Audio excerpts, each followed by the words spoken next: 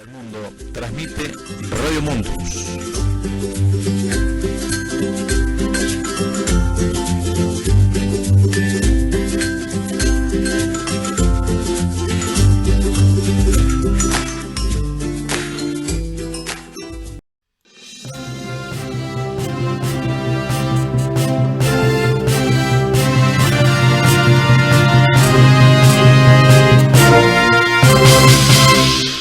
Muy buenos días, otro domingo aquí en el Gigante de la Semana en Radio Mundus.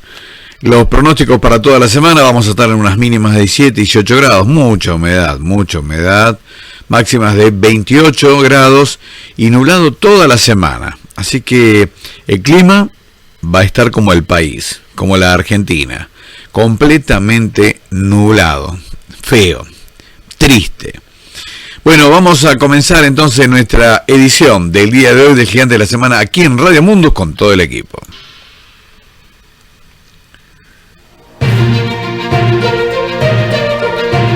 Por supuesto que tenemos informaciones de la estafa de Libra que empezó a develarse en la Cámara de Diputados. Más allá de que vamos a contar, se bloqueó la comisión investigadora.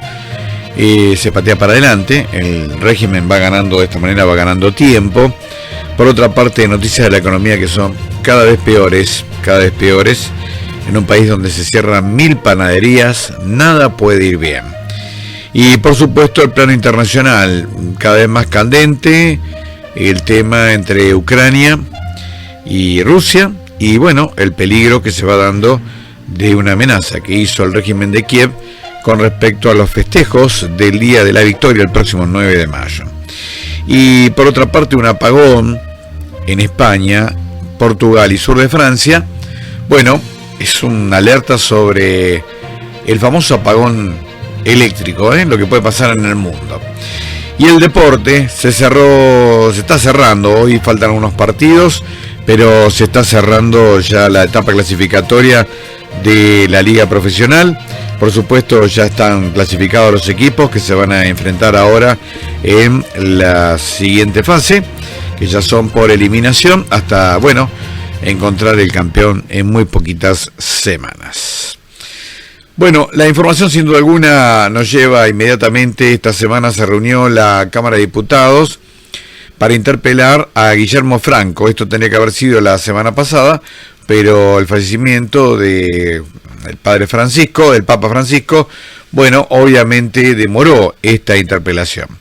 Interpelación a la que solamente fue el jefe de gabinete, Guillermo Franco, porque es el único pasible, ante la ausencia a una citación de la Cámara de Diputados, el único pasible de ser, por ejemplo, sometido a juicio político.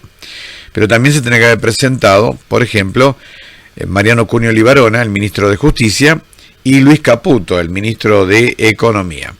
No lo hicieron, no lo van a hacer tampoco, por cobardes, porque tienen más que ocultar que otra cosa.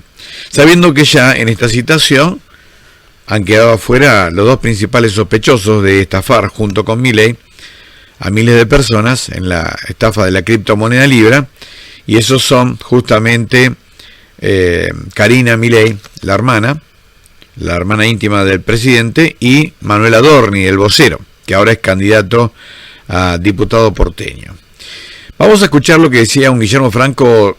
Para mí no está bien este hombre, para mí, feo decirlo, pero me parece que la edad y unos accidentes cerebrovasculares que tuvo el año pasado y a principios de este año, lo tienen un poquito mal. Se pone nervioso, contesta mal, por momentos no sabe lo que está contestando, y estuvo varias horas diciendo prácticamente palabra más, palabra menos, que no sabía nada. En una de las primeras interpelaciones que le hace el diputado Ferraro de la coalición cívica con respecto a qué pasa con este tema de la estafa, bueno, él se limita a decir, Guillermo Franco, jefe de gabinete, vamos a escucharlo ahora, que simplemente fue una difusión, pero fue un tema entre privados, cuando sabemos muy bien que el presidente de la Nación es presidente 24/7. Pero escuchemos esta primera parte. Yo no sé qué es lo que usted considera como actos preparatorios, ni tampoco sé que haya habido reuniones hace más de un año con los participantes del evento, Tech Forum. Tampoco insisto una vez más en la diferencia entre promover y difundir. El presidente difundió este proyecto que le pareció que era de interés para sectores privados necesitados de financiamiento. Pero como lo dijo él, y lo repito yo y lo dije yo hoy varias veces, esta era una cuestión estrictamente entre privados. Bueno, sabemos muy bien que todo presidente no puede tener función privada, ni siquiera los ministros tienen que renunciar a sus actividades privadas. Tienen que hacer su declaración jurada, contar hasta dónde llegaron como privados y a partir de ahí son funcionarios públicos en puestos ejecutivos. Por lo tanto, la actividad privada se termina, ya no pueden dar más charlas, no pueden hacer asesoramiento, no, porque ya su rol no lo permite. Bueno, ahora después vamos a durar unos minutos más, pero es interesante también escucharlo a el diputado Cristian Castillo del Partido Comunista, que le hace una interesante interlocución a Guillermo Franco. Por lo tanto vamos a poner unos minutos más, un poquito más largo, pero da un poco con la profundidad de el problema de la criptomoneda. Escuchamos a Cristian Castillo. ¿Yo tengo conocimiento de esos instrumentos? No lo tengo. Y por último, y con esto voy a terminar, jefe Garete, diversos empresarios, referentes del ecosistema cripto y periodistas han... No, perdón, seguimos con Ferraro. Se nos pasó lo de Cristian Castillo, ¿no lo tenemos? Se nos estropeó el audio. Teníamos un audio con Cristian Castillo, pero bueno, vamos a ver lo que decía Ferraro con respecto al tema de las visitas, porque en realidad hay otro problema, ¿no? Hay muchas visitas de personas ligadas a la estafa de las criptomonedas. Por lo tanto, el presidente no puede decir que no sabía. ¿Y cómo explica con tantas visitas que tuvo información privilegiada que a los 6 minutos de lanzada la criptomoneda, automáticamente la promovió y bueno, ahí enganchó una chorrera de gente que lo siguen a él, que fueron estafadas? Vamos a escuchar al diputado Ferraro.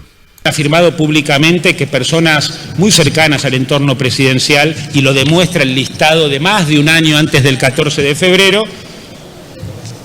han llegado al círculo más íntimo del presidente, que se han recibido pagos o cambio de acceso al presidente.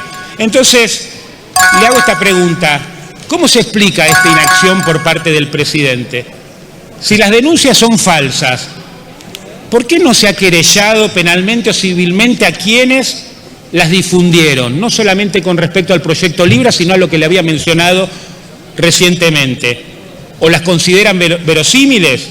¿No exponerlas judicialmente porque el registro de audiencias en Olivos y en Casa de Gobierno demuestra mucho más que Tech Forum, mucho más que el 30 de enero, donde estuvo Davis Novelis, el presidente de la Comisión de Presupuesto, en el mismo horario? Diputado, esa es una apreciación que usted hace y una correlación que usted hace de hechos que usted hace. Yo lo que he dicho son cuáles han sido las audiencias que tuvo el presidente de la Nación, dónde y cuándo estuvo en el Tech Forum, cuáles fueron las personas que lo visitaron, y también le ofrecí en físico los registros de todas las audiencias que estoy realizando. Si esas audiencias están ahí, usted dirá. Bueno, así estuvo toda la audiencia, duró varias horas y bueno, lamentablemente Guillermo Franco no aportó nada, tampoco podría aportar nada porque está a las órdenes del presidente Javier Milei. De todas maneras, el régimen logró, digamos, que no contestara nada a Guillermo Franco, quien se había tomado incluso una semana de tiempo por el fallecimiento del Papa Francisco. Todo se postergó. Bueno, y luego se votó la constitución de la comisión investigadora en la Cámara de Diputados.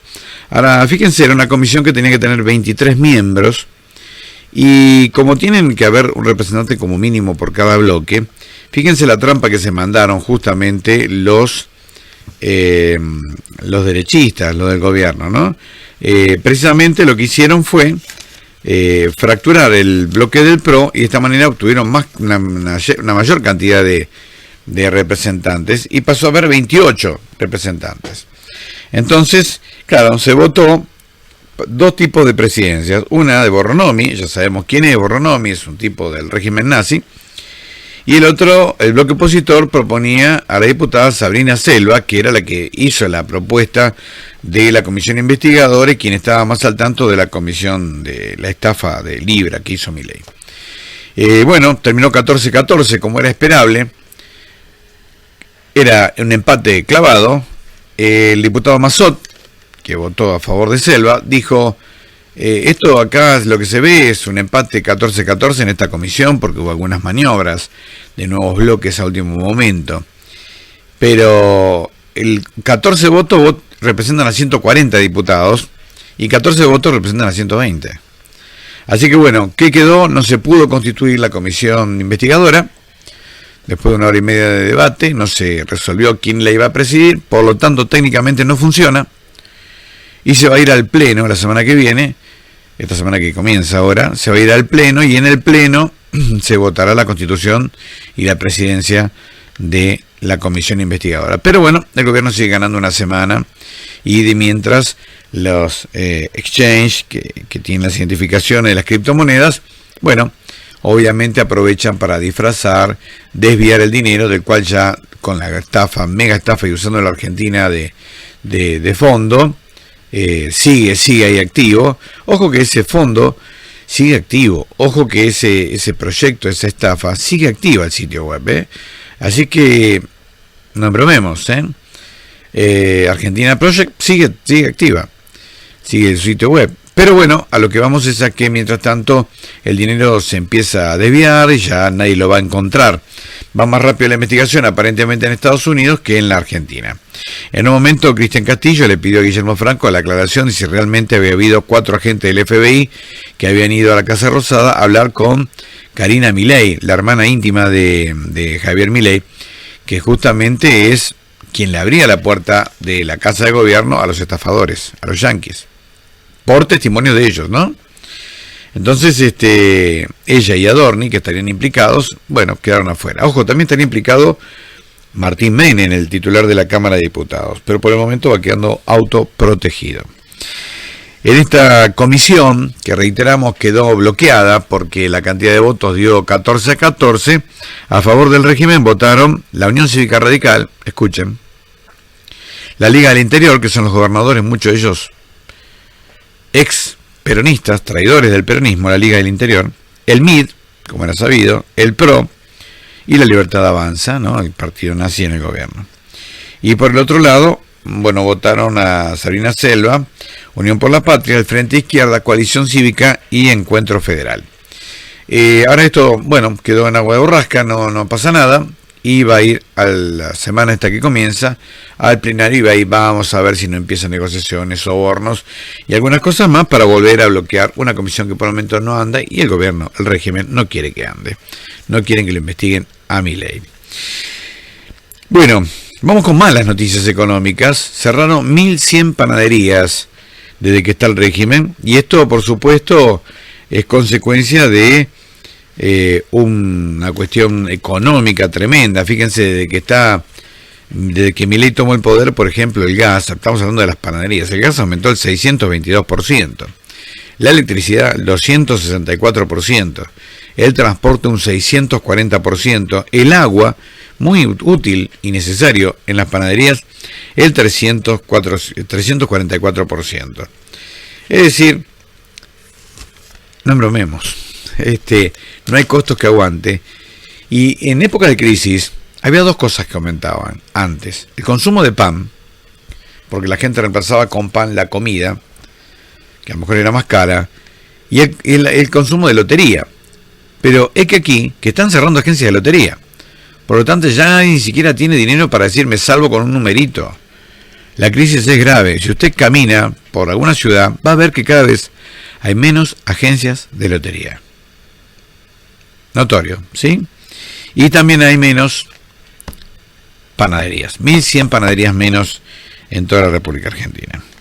Bueno, si esto no es crisis, ¿la crisis dónde está? De todas maneras, aparentemente, en un año electoral, el 18 de mayo, votan en la Ciudad de Buenos Aires, por ejemplo, el régimen nazi nazi-macrista, todavía conserva un importante porcentaje de apoyo. Tenemos la Argentina nefasta que nos merecemos.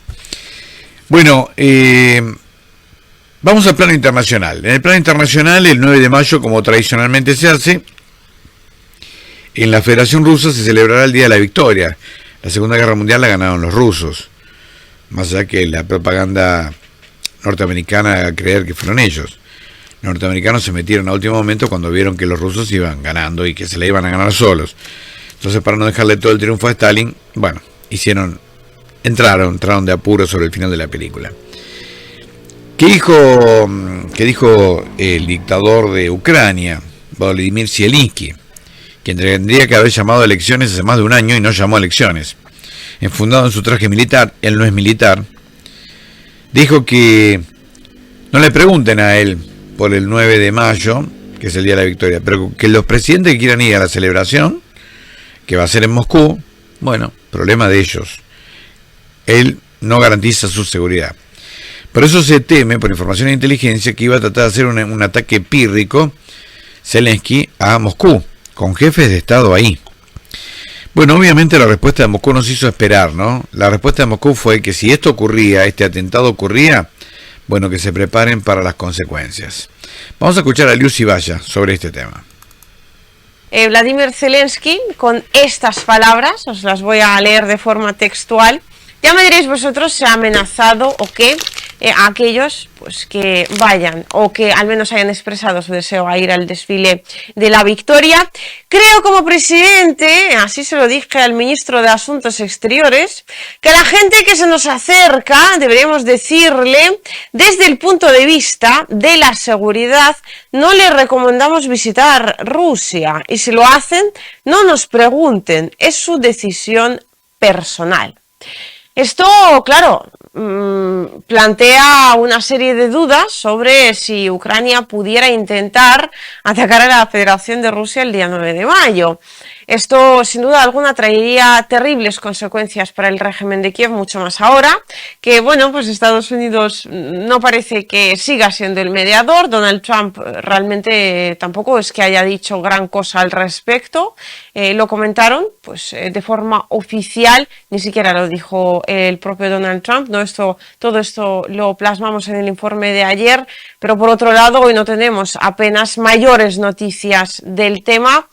En cambio, pues en cuanto al tema de la Segunda Guerra Mundial, Trump sí que se expresó, incluso pues nombró una serie de fechas, como por ejemplo el 8 de mayo, el Día de la Victoria en Estados Unidos, porque claro, es el país que ganó la Segunda Guerra Mundial. La primera y la segunda, la de Vietnam y también la de Indochina, en el caso de que la hubiese. Pero aquí lo importante está ya no tanto en la expresión pues hecha desde el régimen de Kiev, sino en la respuesta realizada desde Rusia. Dmitry Medvedev, el imbécil verde, se refiere aquí al traje de Zelensky, y sin afeitar dijo que rechaza la propuesta de Putin de una tregua de 3 días, el 9 de mayo, y que no puede garantizar la seguridad de los líderes mundiales en Moscú. ¿Y quién busca sus garantías? Solo una provocación verbal, nada más. Gnida, esto es un insulto bastante fuerte en ruso, entiende que en caso de una verdadera provocación el día de la victoria, nadie puede garantizar que el 10 de mayo llegue a Kiev. Esto realmente creo que sí tiene su razón de decirse, porque no me quiero ni imaginar, pues me lo podéis ir poniendo en comentarios a ver cuál sería la respuesta rusa en ese caso, pero no me la quiero ni imaginar, ¿no? Si Ucrania decidiera realmente atacar Moscú el día del desfile de la victoria, eso por un lado, pero por otro, lo que me gustaría comentar con vosotros también es el hecho de que el presidente de Serbia, por un lado, el señor Vučić, y por otro lado, el de Eslovaquia, el señor Fico, de repente ahora parece que están indispuestos. Robert Fico tenía una serie de acontecimientos programados para el día 1 de mayo, una cosa incluso como turnarse, ¿no? Creo que era una fábrica de pan, una panadería, pues hacer, ¿no?, ese turno de noche para de alguna forma conmemorar el Día del Trabajador. Me imagino que pues de alguna forma tratar de mostrar lo dura que es realmente la vida, ¿no?, de un trabajador normal y corriente, solidarizarse de alguna manera. Bueno, no deja de ser un acto mediático sin mayor sorpresa, por así decirlo. Los políticos suelen hacer estas cosas. Bueno, lo que decía Luis Ibaya es que ahora están inventando excusas para no asistir a Moscú, lo cual indica que a lo mejor estarían esperando a algunos jefes de Estado un verdadero ataque realmente de Ucrania, lo cual sería suicida. Yo creo que sí, Ucrania hoy resiste porque Rusia hizo negocio, nunca terminando de apretar el acelerador. A punto tal que Rusia creció mientras Europa se vino abajo. Hoy, y Estados Unidos también. En TV Mundus publicamos esta semana una nota de Raúl Asamblock, donde Estados Unidos apenas va a crecer el 1,25% este año, y China vuelve a su 5,6%. Bueno, Europa 0,2% de crecimiento. Y Rusia está creciendo al 3,8%. Es decir, aún en plena guerra, este reacomodamiento provocado por el bloqueo que le hicieron los europeos, bueno, le ha permitido a Rusia tener nuevos mercados, nuevas alternativas y sustitución de importaciones, algo que no se hace en la Argentina, por ejemplo. Bueno, para cerrar el capítulo internacional, gracias a Liu Ibaya. Liu Ibaya la encuentran en YouTube, es una periodista rusa que tiene la actualidad permanente del conflicto con Ucrania. Reciente madre, hace 5 meses. Decíamos que España, Portugal, completos, y el sur de Francia tuvieron un apagón que duró más de un día. Esto trajo problemas obviamente en aeropuertos, en trenes, en subtes, transporte en general, conservación de alimentos. Gravísimo lo que le pasó, pero es un aviso del apocalipsis tecnológico que se puede provocar con el gran apagón. Atención, puede haber sido el gobierno español y portugués, los gobiernos español y portugués no saben la causa. Si la saben no la dicen, pero el tema pasaría entonces por ver si esto no fue un ensayo de lo que puede ocurrir en un planeta que está al borde del colapso energético. Vamos a ver. Esta semana una persona me decía, no te olvides que en España empezó el caos del COVID. Quizás empecemos todos los países a tener este problema ahora. Señores, vamos a una pausa. Cuando volvemos, vamos a los resultados deportivos, porque el campeonato argentino, bueno, está en plena definición y está muy candente. Toda la información con el gigante de la semana, conducido por Daniel Docampo Spada. De por vida en la voz de Jorge López. La información internacional en manos de Raúl Asamblock. Toda la economía con las explicaciones de Andrés Pescara. Pasajes de literatura en la voz de Filomena López. Guadalupe Jiménez nos trae textos sagrados. Y las noticias locales en la voz de yo, Carly Simpson. Aquí en Radio Mundus. www.radiomundus.com.ar.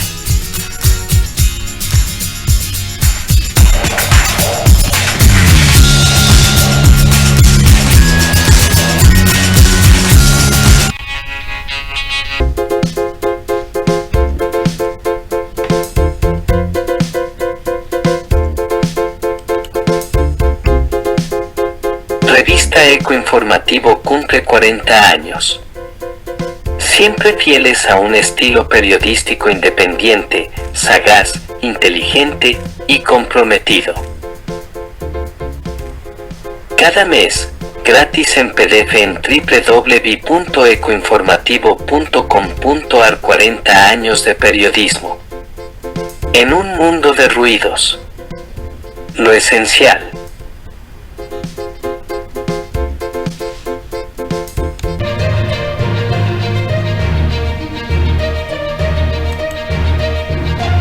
El Grupo TV Mundus sigue firme con nuestra misión de mostrar al mundo con visión latinoamericana, TV Mundus, Revista Eco Informativo, Radio Mundus, Pensamiento Estratégico Digital, PED, Comunicación, sitio educativo en Internet y para el mundo desde www.tvmundus.com.ar. En un mundo de ruidos, lo esencial.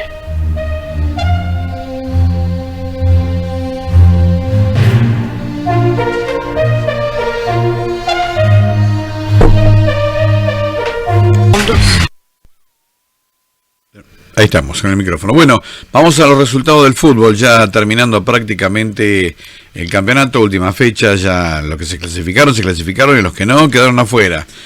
En esta fecha, que comenzó el día viernes, Argentinos Juniors le ganó 4-0 a Estudiantes, igual clasificó a Estudiantes. Racing Club venció 1-0 a Newell's, que quedó afuera. En tanto, Independiente Rivadavia de Mendoza le ganó 3-2 a Defensa y Justicia. Banfield venció 3-1 a Central Córdoba, un resultado sorpresivo. Unión de Santa Fe empató 1-1 con Belgrano de Córdoba. Ya el día sábado, Talleres como local cayó 2-1 ante Instituto, uno de los clásicos cordobeses. Sarmiento en Junín empató 1-1 con San Lorenzo, mientras que mi querido Deportivo Riestra le ganó 3-0 en el Estadio Lazo a Godoy Cruz. Más de un año invicto Riestra en su propio estadio. Rosario Central en Arroyito venció 1-0 Independiente. Atlético Tucumán, que en la semana le había ganado Independiente un partido pendiente, venció 1-0 Lanús, mientras que Huracán perdió 1-0 como local ante Barracas. Para el día de hoy domingo, Gimnasia va a recibir a Platense. San Martín de San Juan será local ante Aldo Civi. Tigre recibe a Boca Juniors con un técnico nuevo en la semana. Tras perder el clásico, renunció Guillermo Gago, o lo renunciaron. Entonces Boca ahora va de vuelta con Enrón. No es la primera vez que hace un interinato. En el otro interinato salió campeón. Ahora vamos a ver cómo sale. Decíamos entonces, Tigre va a recibir a Boca Juniors, en tanto que River será local ante Vélez Sarsfield.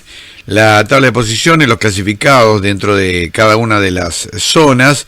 Tenemos en la zona A, hasta hoy, Argentinos Juniors, Boca con un partido menos, Argentinos 33, Boca con un partido menos 32, Racing 28, Huracán, Independiente Rivadavia de Mendoza con 27, 26 puntos para Tigre con un partido menos también, Barracas 26 puntos, ya con todo concluido, y cierra Estudiantes con 21. En la zona B, ya con prácticamente casi todos los partidos jugados menos el de River, Central 35, Independiente 29, River 28 con un partido menos, San Lorenzo 27, Riestra 24, Platense con un partido menos también, 23, Lanús 20 e Instituto 18. Hasta acá los clasificados, ¿sí?, de esta segunda zona. Habrá que ver cómo son los partidos de mañana para ver en definitiva cómo terminan siendo los cruces, ¿sí?, en la siguiente instancia. Obviamente a partir de acá comienzan los octavos, después vendrán los cuartos y bueno, pero ya se enfrentan, digamos así, de acuerdo a cómo salieron, ¿no? Y entonces esta importancia es que tendrán que jugar de alguna u otra manera los equipos de local, los que tengan más puntos, y se define el momento. Si hay empate, penales. Y así, poquitas fechas, estamos ya con la final, ¿sí?, que va a ser en cancha neutral. El resto son siempre locales, en que todos somos más puntos, pero la final ya se hace en Santiago del Estero, ¿no? Santiago del Estero, con a partido único entre los dos que lleguen a esa instancia. Bueno, señores, nos vamos yendo. El país está hermoso. Sí, lástima Milei. Decíamos, estuvimos el Día del Trabajador. La mayoría de las empresas no trabajaron como corresponde al día feriado puente del 2, y algunas que les gusta explotar a sus trabajadores, alguna que otra institución educativa por ahí única que ha hecho eso, sometía a sus trabajadores y alumnos a una jornada que para todo el mundo fue una jornada de feriado puente. Pero bueno, hay gente que vive en otro planeta. Señores, nos vamos. Muchísimas gracias por haber estado con nosotros. Nos despedimos. El equipo periodístico Parley Simpson. Toda la información Epa, con el gigante de la semana conducido por Daniel. Nos hemos equivocado de audios. Muchachos, ahí vamos con los audios que corresponden, a ver si lo tenemos. Ahí estamos. El equipo periodístico, la voz que escuchábamos recién, Parley Simpson, Raúl Azambloc, Andrés Pescara, Raúl de Sousa, Juancito Pérez Bala. En redes, Belén Docampo Pacuzzi. Yo me despido por mi parte. Esto ha sido Gigante de la Semana, como decíamos, como todos los domingos, en vivo, que no es directo, para nuestra radio y para otros radios del interior del país también. Muchísimas gracias. Daniel Docampo Espada, Nuevo Mundus Net Radio.